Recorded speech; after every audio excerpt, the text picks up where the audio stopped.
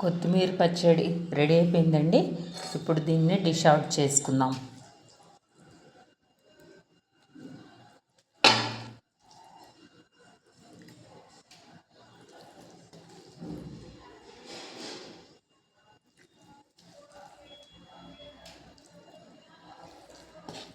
ఇదొక 2-3 months వరకు మనకి వస్తుందండి.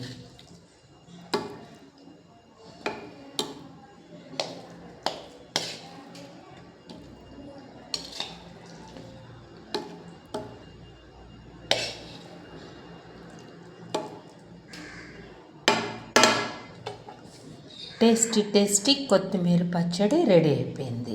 Ready to serve. My love to all of you, my lovely viewers. అంతే.